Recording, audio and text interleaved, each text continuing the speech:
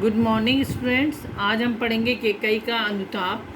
अनुताप का मतलब होता है पश्चाताप। केकई का पश्चाताप। इसमें हम पढ़े कि केकई, आपको पता है कि केकई ने श्री राम को 14 वर्ष का वनवास दिलवा दिया था और भरत के लिए राजगद्दी मांगी थी। जो राजगद्दी किसको मिलनी थी? श्री राम को मिलनी थी। लेकिन उसके मन में लालच आ जाता है और वो अपने पुत्र के लिए राजगद्दी मांग लेती है और भगवान राम के लिए 14 वर्ष का वनवास। तो ये जो कविता है वो लिखी गई है मैथिली शरण गुप्त के द्वारा, जो काव्य जगत के सर्वश्रेष्ठ कवि हैं। और हम इसको पढ़ेंगे। अब क्या होता है कि श्री राम जब वनवास चले जाते हैं तो भरत उस समय जब केकई इस बात को मतलब वरदान मांगती हैं दशरथ से, तो उस टाइम पे भरत वहाँ नहीं होते। भरत वहाँ पर नहीं होते और उन्हें बाद में पता चलता है कि मेरी माता ने मेरे लिए राजगद्दी मांग लिया और मेरे बड़े भाई के लिए वनवास मांगा है। तो जब वो वापस आते हैं तो उन्हें ये बहुत बुरा लगता है और उसके बाद वो कई संदेशे प्रभु राम को भेजते हैं कि आप वापस आ जाओ। लेकिन भगवान राम वापस नहीं जाते हैं। तब वो अपनी माता कौशल्या, केकई और अन्य राजमंत्रियों के साथ वहाँ वन में उनकी कुटिया पर पहुँचते हैं। कौन? भरत। किस लिए पहुँचते हैं? ताकि वो भगवान राम को वापस ला सकें। तो अब देखेंगे इसमें। तदंतर बैठी सभा उचट में आगे, नीले वितांत के तले दीप बहु जागे। कह रहे हैं कि जब उसके बाद जब मतलब वो नहीं मानते हैं, भरत के बहुत बड़ा संदेश भेजने के बाद भी जब भगवान राम नहीं मानते हैं तो तब क्या होता है कि भरत वहाँ पहुँचते हैं और भगवान राम की कुटिया के आगे एक सभा लगती है। उस सभा में कौन होते हैं? जितने भी उनके मंत्री, राज्य के लोग, बहुत से लोग जाते हैं। उसके अंदर सारी रानियाँ सब वहाँ पर पहुँचते हैं ताकि वो भगवान राम को वापस ला सकें। नीले वितांत के तले दीप बहु जागे। और नीले रंग का वितांत मतलब नीला वितांत यहाँ का मतलब यहाँ तंबू भी हो सकता है। और यहाँ इन्होंने बोला कि नीला आसमान है और उसमें बहुत से तारे टिमटिमा रहे हैं। तो यानी इससे अंदाज़ा लग रहा है कि क्या हो रहा है, ऐसा प्रतीत होता है जैसे नीले रंग का तंबू लगा हुआ है, वितांत तंबू लगा हुआ है। ठीक है। और जितने और उन्होंने क्या बताया कि कैसा समय है? वो शाम का समय है, जिस समय आसमान बिल्कुल नीला और साफ है और उसमें बहुत से तारे टिमटिमाते हुए दिखाई दे रहे हैं। टकटकी लगाए नैन सुरों के थे वे, प्रणाम उत्सुक उन भयांतरों के थे वे। अब क्या था? देखो, टकटकी लगाए नैन सुरों के थे वे, और वहाँ पर सुर होते हैं देवता, और देवता भी ऊपर से टकटकी लगाए बड़े उत्सुक होकर देख रहे हैं। क्यों देख रहे हैं? परिणाम जानने के लिए कि क्या होता है। ठीक है। डरे हुए तो डर कर परिणाम जानने की कोशिश कर रहे हैं कि क्या होता है। डरे हुए हैं कि कहीं भगवान राम वापस तो नहीं चले जाएंगे। अगर भगवान राम वापस चले गए तो असुरों का वध कौन करेगा? असुर तो वैसे के वैसे ही बने रहेंगे। क्योंकि क्या था ये सब, क्या ये केकई का दिमाग घुमाना करना, ये सब क्या था? देवताओं का वो था कि वो अगर वो राम को वनवास ना बोलती, उसका माइंड ना बदलता, तो भगवान राम वन में ना पहुँचते, और वन में ना पहुँचते तो वहाँ राक्षसों का वध ना होता। तो सारे जो देवता हैं वो अपनी नज़रें टिकाए नीचे सभा की ओर देख रहे हैं और देख रहे हैं कि क्या हो रहा है। कहीं सब इतने लोगों के आने से कहीं भगवान राम चले तो नहीं जाएंगे? क्या परिणाम निकलेगा? अगर भगवान राम चले गए तो क्या होगा? असुरों का क्या होगा? असुर तो वैसे के वैसे ही बने रहेंगे।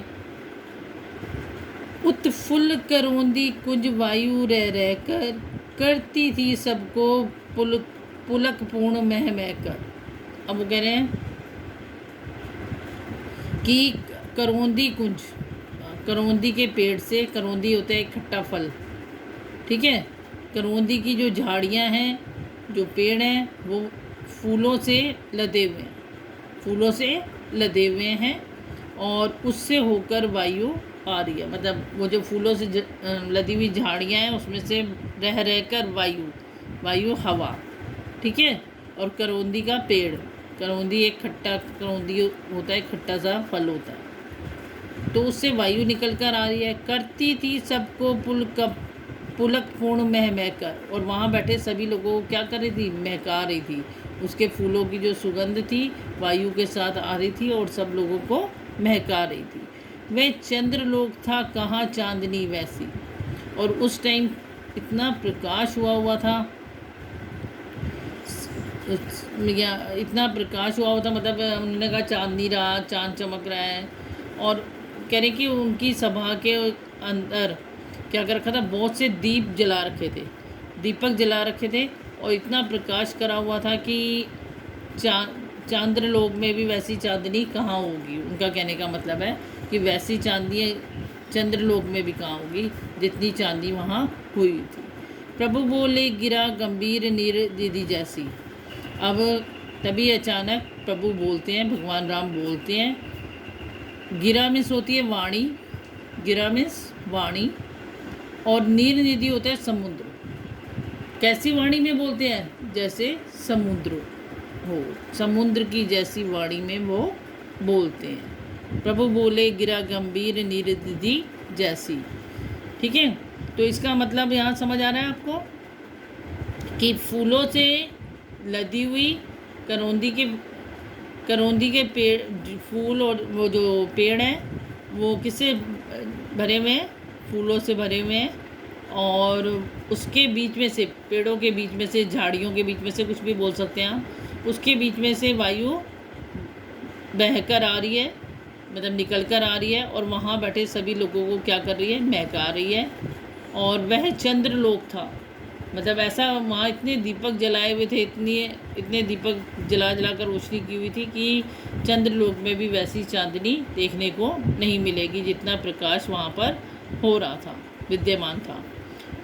और तभी अचानक प्रभु बोलते हैं, प्रभु की वाणी सुनाई देती है, कैसे, जैसे किसी समुद्र की, नीर निधि होता है समुद्र। हे भरत भद्र अब कहो अभिषिप्त अपना, सब सजग हो गए भंग हुआ जो सपना।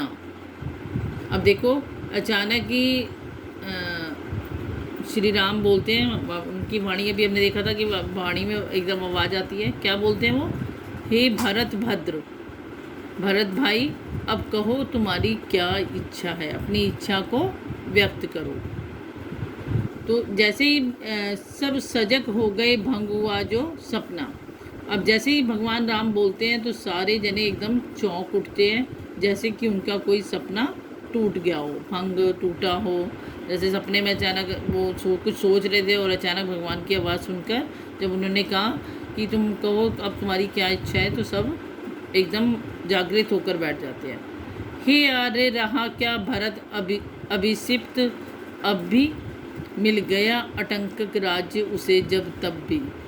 तो क्या बोलते हैं भगवान, जब वो बोलते हैं अपनी इच्छा व्यक्त करो, तो भरत क्या कहते हैं कि हे आर्य, क्या मेरी अभी भी कोई इच्छा रह गई है, क्या मेरी भी अभी कोई इच्छा बाकी रह सकती है। मुझे तो इतना बड़ा राज्य मिल गया है, मुझे तो अटंकक राज्य मिल गया है, तो क्या मेरी अभी कोई इच्छा बाकी है। पाया तुमने तरु तले अरण्य बसेरा, रह गया अभिष्ट शेष तदापि क्या मेरा। और आपने, मैं इतने बड़े राज्य पे राज मिल गया मुझे, और आप क्या कर रहे हैं, पेड़ के नीचे, तरु तले पेड़ के नीचे रह रहे हैं। क्या अभी भी मेरा कुछ मतलब शेष रह गया, मेरी कोई इच्छा बाकी रह गई होगी जब इतना बड़ा राज्य मुझे मिल गया और आप पेड़ के नीचे रह रहे हैं, बसेरा करके बैठे हुए हैं, क्या मेरा अभी भी कोई इच्छा बाकी है। तनु तड़प तड़प कर तप्त तात थे ने त्यागा, क्या रहा अभिष्ट और तथापि अभागा। कि आपके चले जाने के बाद पिताजी आपकी इंतज़ार करते रहे, और जब आप वापस ना आए तो क्या करा उन्होंने, तड़प तड़प कर अपने प्राणों को त्याग दिया। ठीक है, क्या मेरे जैसा अभागा कोई होगा, मेरे जैसा अभागा जिसने आपको आपका राज्य छीन लिया, पिता को मृत्यु के द्वार तक पहुंचा दिया, पिता की मेरी वजह से, उस राजपाट लेने की वजह से मृत्यु हो गई, तो क्या मेरी अभी भी कोई इच्छा बाकी रह गई होगी? क्या मेरी अभी भी कोई इच्छा बाकी है? तो आज के लिए बेटा इतना ही, नेक्स्ट क्लास में इससे आगे करेंगे। थैंक्स।